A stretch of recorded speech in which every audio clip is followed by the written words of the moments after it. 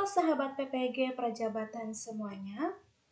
Video kali ini merupakan lanjutan dari video sebelumnya, di mana sebelumnya kita sudah membahas mengenai tips sukses wawancara UKPPG, mulai dari hal apa yang perlu dipersiapkan, apa yang harus dipelajari, dan juga bagaimana tips dalam menjawab pertanyaan dari penguji.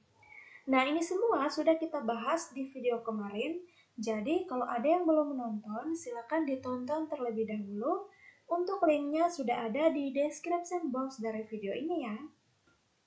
Oke, jadi kali ini kita akan lanjut membahas mengenai pertanyaan apa saja yang ditanyakan kepada saya dan juga beberapa teman saya yang sudah saya rangkum dari hasil wawancara UKPPG untuk PPG Prajabatan Gelombang 1 tahun 2023 kemarin. Oke, jadi kita langsung saja ke pertanyaan yang pertama. Apakah pernah mengikuti kegiatan lain selama kuliah PPG? Nah, pertanyaan ini kemarin ditanyakan oleh guru pamong kepada saya. Apakah selain kuliah pernah mengikuti organisasi atau kegiatan workshop atau webinar pendidikan lainnya? Itu ditanyakan kepada saya. Kemudian pertanyaan kedua, apa rencana untuk meningkatkan kompetensimu sebagai seorang guru profesional? Hal-hal apa yang akan kamu lakukan ke depannya? Nah, di sini teman-teman silakan menjawab rencana apa yang teman-teman lakukan nanti setelah perkuliahan PPG untuk meningkatkan kompetensi teman-teman sebagai seorang guru yang profesional. Pertanyaan yang ketiga, selain mengajar, kegiatan apa yang kamu lakukan selama PPL di sekolah? Nah, di sini teman-teman bisa menjawab mengikuti kegiatan ekstrakurikuler atau ada kegiatan yang teman-teman ikuti, silakan dijawab. Kemudian yang keempat, apakah Anda mengalami kendala saat kuliah atau selama PPL? Untuk pertanyaan ini teman-teman, saran saya, berikan suatu jawaban yang bersifat positif. Jangan sampai teman-teman menjawab ada suatu kendala yang sampai tidak ada penyelesaian atau jalan keluarnya. Begitu ya teman-teman. Oke, kita lanjut ke pertanyaan yang berikut. Bagaimana Anda mengatasi masalah atau kendala yang dihadapi selama kuliah atau PPL? Nah, bagaimana cara mengatasinya? Nah, ini untuk pertanyaan-pertanyaan pertama ini dari guru pamong ya. Ini ditanyakan kepada saya. Nah, untuk pertanyaan ini, teman-teman silakan menjawab dengan merujuk pada adanya suatu kolaborasi. Baik itu selama perkuliahan atau di PPL, silakan teman-teman menjawab sesuai dengan pengalaman teman-teman. Intinya teman-teman memberikan suatu jawaban merujuk pada adanya suatu kolaborasi begitu ya.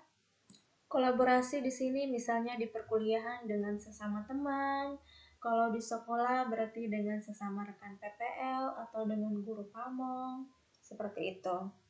Pertanyaan yang berikut, bagaimana penerapan profil pelajar Pancasila dalam pembelajaran? Nah, di sini teman-teman silakan memberikan jawaban sesuai dengan apa yang sudah ditulis di modul ajar. Nah, di situ kan ada sikap profil pelajar Pancasila. Silakan teman-teman menjawab bagaimana penerapan profil pelajar Pancasila dalam pembelajaran yang sudah teman-teman lakukan. Pertanyaan yang berikut, bagaimana pengalaman saat melakukan refleksi pembelajaran? Hasil apa yang diperoleh setelah refleksi tersebut? Di sini teman-teman silakan menjawab sesuai dengan yang sudah teman-teman lakukan dalam video UKIN yang sudah teman-teman lakukan ya. Baik itu refleksi untuk peserta didik dan juga untuk gurunya sendiri. Karena itu yang ditanyakan. Pertanyaan yang berikut, apa yang kamu ketahui tentang kurikulum Merdeka Belajar? Apa bedanya dengan kurikulum 2013? Nah, untuk pertanyaan ini muncul karena saya menyampaikan bahwa pada kelas PPL saya mendapatkan kelas 9 sehingga masih menggunakan kurikulum 2013. Dan saat merancang pembelajaran UKIN, itu saya membuat modul ajar untuk mengajar di kelas 8. sehingga diminta saya untuk menjelaskan apa yang saya ketahui tentang kedua kurikulum tersebut dan apa perbedaannya. Oke, kita lanjut ke pertanyaan yang berikut. Bagaimana Anda merefleksikan perencanaan, pelaksanaan, dan evaluasi dalam pembelajaran? Di sini teman-teman saya memberikan jawaban dengan merujuk pada studi kasus yang sudah saya buat.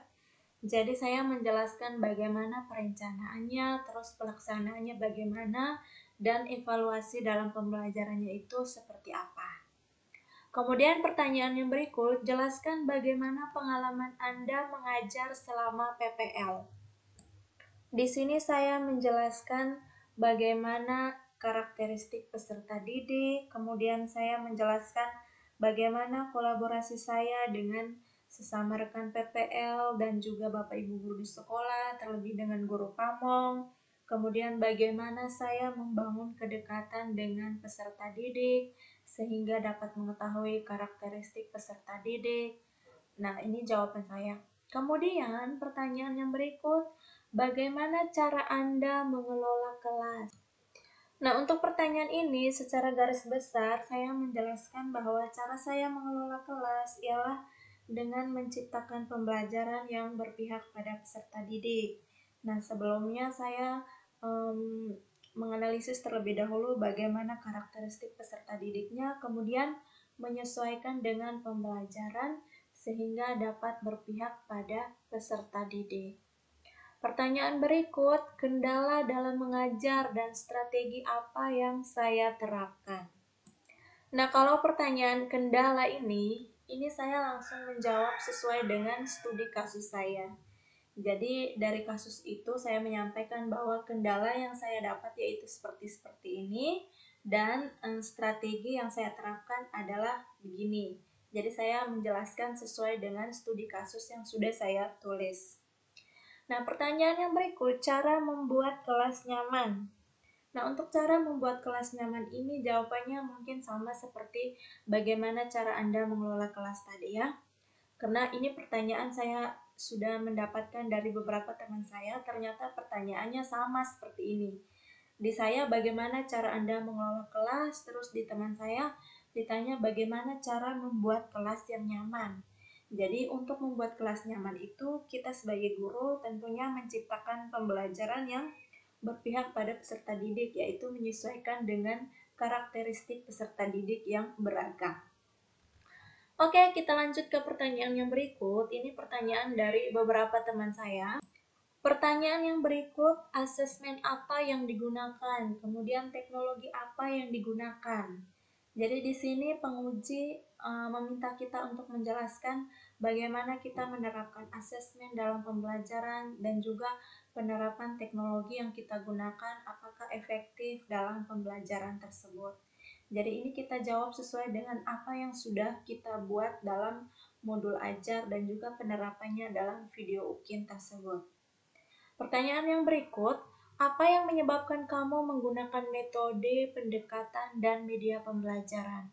Jadi di sini teman-teman harus kuasai metode pendekatan dan media yang teman-teman gunakan dalam modul ajar dan juga video pembelajaran. Kemudian dalam studi kasus, silakan dipelajari karena ini nanti ditanya. Kenapa menggunakan metode ini? Kenapa menggunakan pendekatan ini? Apakah efektif dalam pembelajaran? Apakah sesuai dengan kurikulum yang kalian gunakan atau kurikulum Merdeka Belajar begitu ya?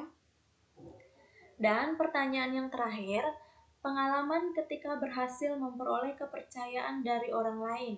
Ceritakan situasinya, kapan, di mana, siapa saja yang terlibat, dan bagaimana hasilnya. Jadi di sini teman-teman bisa menjawab dari kegiatan PPL atau kegiatan proyek kepemimpinan.